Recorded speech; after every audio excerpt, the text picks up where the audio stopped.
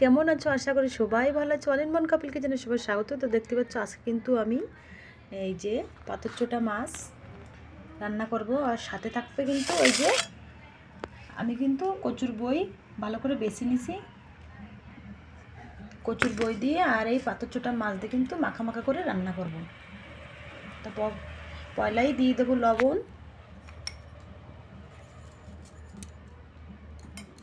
এবার দিয়ে দিচ্ছি হলদি, ভালো করে কিন্তু মাখাই নেব। তো সবকটা মাছ কিন্তু হলদি নুন মাখাই নিছি। এবার দিয়ে দেবো কড়াইয়ের উপরে। তো এদিক কিন্তু কড়াই বসাই দিয়ে আমি তেল দিয়ে দিয়েছি, সরষের তেল গরম হয়ে গেছে। এবার দিয়ে দেবো মাছ এক এক করে।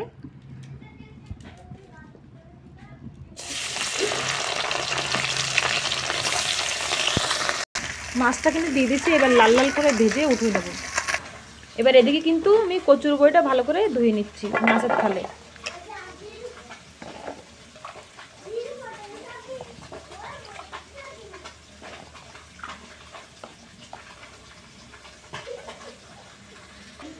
এদিকে কিন্তু পেঁয়াজ কুচি নিছি আমি, টমেটোর কুচি আর আদা রসুন বাটা কিন্তু একসাথেই করে নিচ্ছি, হালকা তেতো তেতো করে নিচ্ছি, একদম নিবিশটা করিনি।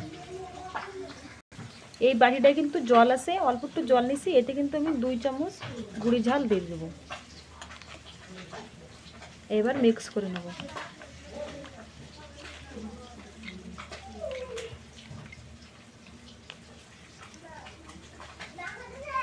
এবার কিন্তু আমি এতে 1 চামচ হলদি দিয়ে দেবো। এবার মিক্স করে নেব। মাছটা কিন্তু এবারে পাল্টে নেব।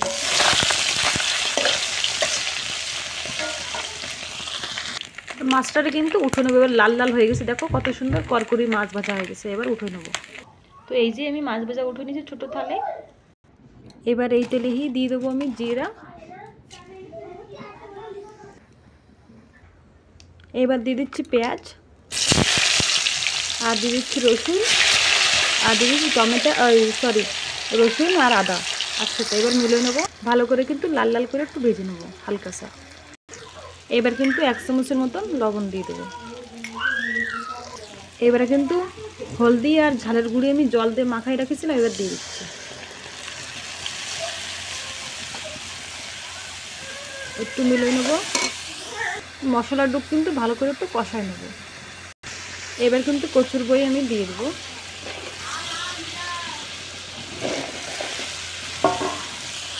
আমি কিন্তু মশলা দিয়ে ভালো করে মিলিয়ে নিছি। এবার 5 মিনিটটা কষায় নেব। তো 5 মিনিট কিন্তু হয়ে গেছে। এবার দিয়ে দিচ্ছি জল। আমি কিন্তু জল দিয়ে দিচ্ছি। এবার 10 মিনিট জাল হোক। তো বন্ধুরা, তোমরা কি এই ফিলে কচুর বই দিয়ে কি মাছ দিয়ে ঝোল রান্না করে খাইছো? যদি না খাও, আর যদি খাইছো তো কমেন্ট করে জানাও। যদি না খাও তো এইভাবে রান্না খাইয়ে দেখো, খুবই সুন্দর লাগে, টেস্ট বড়।